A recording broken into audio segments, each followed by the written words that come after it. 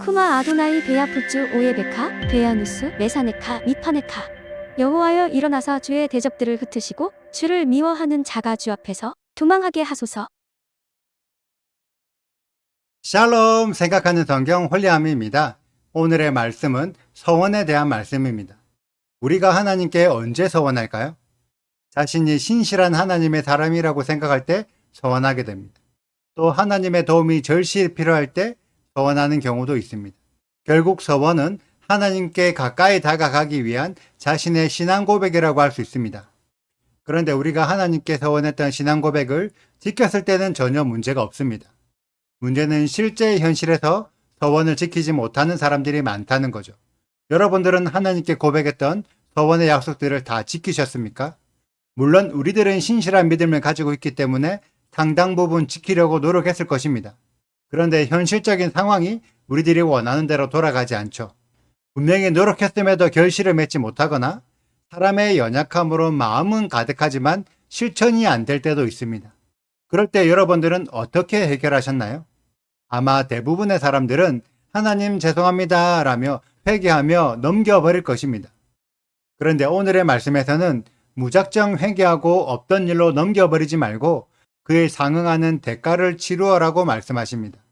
2절을 보면 어떤 사람이 사람의 값을 여호와께 드리기로 서원했을 경우에 대한 사례가 나옵니다. 사람의 값을 여호와께 드리기로 했다는 말이 어떤 의미일까요? 이 말은 나는 이제부터 하나님의 사람이 되어 하나님 앞에 거룩하게 구별된 삶을 살겠다라고 고백하는 경우를 의미합니다. 예를 들어 나시린의 경우라고 생각할 수 있습니다. 만약 어떤 사람이 나시린이 되겠다고 서원했다고 해서 제사장이나 레위인들처럼 성막 안으로 들어가서 성전 봉사를 할 수 있는 것은 아닙니다. 그렇다면 나시린이 무엇을 하냐면 민수기 6장에 기록된 나시린의 법을 지켜야 합니다. 일반 백성들보다 더 강화된 율법을 더욱 구별되어 지키겠다는 믿음의 고백을 하는 거죠. 그래서 나시린들은 포도와 술을 먹지 않고 머리도 깎지 않으며 시체를 만지지도 않죠. 여러분들 곁에 이러한 나시린이 있다면 어떻게 될까요? 그는 특별한 제사장이나 택함받은 레위인은 아니지만 이스라엘 백성들에게 율법을 더욱 철저하게 지키는 모습을 본보기로 보여줘서 다른 사람들도 나시린처럼 율법을 지키게 만드는 역할을 합니다. 여러분들이 하나님 앞에 거룩하게 되어 하나님의 사람이 되겠다고 고백했다면 여러분들도 나시린처럼 더욱 하나님의 말씀을 지켜 다른 사람들의 본보기가 되어야 합니다. 그런데 우리들은 지금 어떻게 하고 있죠? 하나님의 율법을 전혀 안 지키면서 자신은 구원받은 하나님의 백성이라며 스스로를 높이고 있습니다. 나시린과 완전히 반대의 모습을 보이고 있죠. 왜 이런 차이가 날까요? 그 이유는 평범한 이스라엘 백성이 나시린처럼 서원하는 자가 되기 위해서는 3절부터 나오는 금액으로 대가 지불을 해야 합니다. 결국 나시린처럼 구별된 자가 된다는 것은 그에 합당한 대가 지불을 해야 한다는 거죠. 그런데 지금의 신앙인들은 예수야를 통해 혜택은 받고 싶어 하지만 그에 대한 대가 지불은 하기 싫어합니다. 만약 여러분들이 교회를 다니고 하나님을 믿기 위해 월 회비가 있어서 회비를 낸 사람들만 하나님을 믿을 수 있다고 가정한다면 지금 교회를 다니고 있는 사람들 중 몇 프로나 남아 있을까요? 제 개인적인 생각으로는 50%는 떨어져 나갈 것입니다. 물론 가정이지만 50%가 떨어져 나간다는 의미는 상당수의 사람들은 믿음에 대한 대가 지불을 전혀 할 생각이 없다는 의미죠. 하나님은 이스라엘에게 돈을 요구하시는 것이 아닙니다. 믿음에 대한 합당한 대가를 지불해라는 거죠. 하나님 앞에 구별되고 싶으면 구별될 만한 행동을 해야 구별되는 거죠. 세상과 똑같이 살면서 말로만 구별되었다고 이야기하는 것은 서원을 내놓고 전혀 지키지 않는 것과 동일합니다. 마태복음 10장 8절에 거저받았으니 거저주라고 기록되어 있고 로마서 3장 24절에 하나님의 은혜로 값없이 의롭다 하심을 얻는 자가 되었다고 기록되어 있어서 많은 믿는 자들이 자신은 아무것도 하지 않아도 하나님의 은혜로 공짜로 구원을 얻는다고 생각하며 예수와의 복음을 교회만 다니면 공짜로 나누어지는 값싼 가르침으로 만들어 버렸습니다. 과연 진짜 복음과 구원이 대가가 없는 공짜일까요?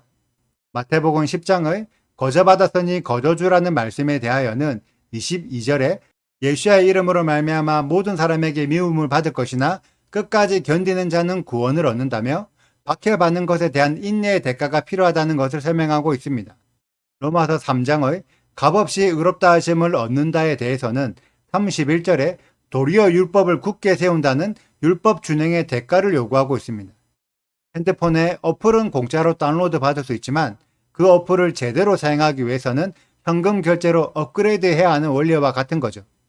오늘의 말씀에도 내가 자원해서 하나님께 동물의 예물이나 집이나 밭을 드렸지만 그 드린 것을 취소할 때는 그에 맞는 대가를 치러야 한다고 설명하고 있습니다. 내가 공짜로 하나님께 줬으니 공짜로 다시 가져갈 수 있는 것이 아니죠. 그리고 하나님은 우리들에게 공짜로 많은 것들을 주셨습니다. 내가 비록 공짜로 받았다 하더라도 그 받은 것을 다시 하나님께 되돌려 드릴 때에는 그에 합당한 대가를 더하여 되돌려 드려야 합니다.